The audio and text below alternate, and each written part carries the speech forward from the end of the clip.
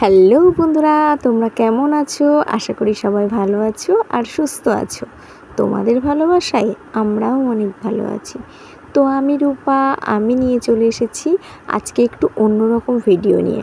ভিডিওটা দেখে তোমরা তো একটু বুঝতেই পারছো, একটা চোর ধরা পড়েছে দিনের বেলা সাইকেল চুরি করে চলে যাচ্ছিল। তো এই ভিডিওটা শেয়ার করার আমার একটাই উদ্দেশ্য, তোমরা কিন্তু এই রকম চোরেদের কাছ থেকে খুব সাবধানে থাকবে। আর এটা নৈহাটি রামচন্দ্রপুর এলাকায় দিন 15 আগেই ঘটনাটা ঘটেছে, তাই সেটাই তোমাদের সাথে শেয়ার করলাম।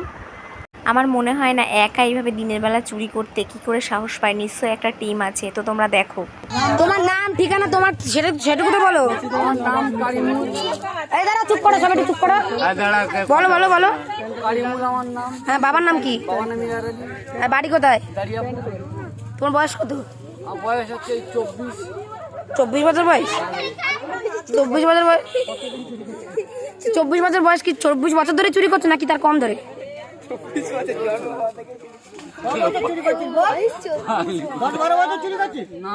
তাহলে চুরি করা শুরু করেছো কবে থেকে? কি কারণে চুরি করছো?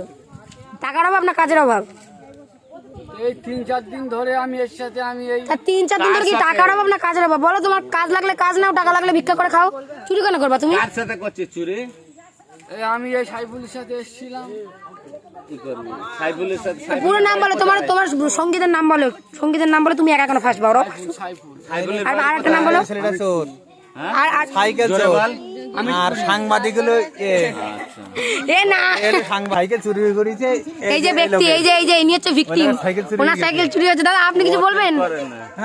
কি বলবেন? কি শাস্তি দেওয়া উচিত? আরে 2 দিন বাড়ি রেখে ঘর মোছা করো, মাইনে দিও। ওরা শান্তি, তোমারও শান্তি। কোনো শেষ ইচ্ছা থাকলে বলো এখনো। এমএলএ আসছে, তোমার এখনো শেষ ইচ্ছা কোনো থাকলে বলো। কাজ দেবো তোমাকে, খেতে দেবো, কি দেবো বলো। আমি সারাদিন কিছু খাইনি, কারণ সকালবেলা খেতে দে, ওরা কেউ খেতে দে। সারাদিন কিছু খাইনি, এতক্ষণ মার খেয়েছে, এবার সত্যি কিছু খেতে দাও। তো বন্ধুরা, তোমরা তো ভিডিওটা দেখে কিছু না কিছু বুঝতে পেরেইছো। দেখো, এই দিনে দুপুরে এইরকম ভাবা যায় না সত্যি এখনকার দিনে দাঁড়িয়ে। তো তোমরা সবাই ভালো থেকো, সাবধানে থেকো। আবারও দেখা হবে অন্য একটা ভিডিওতে। টাটা।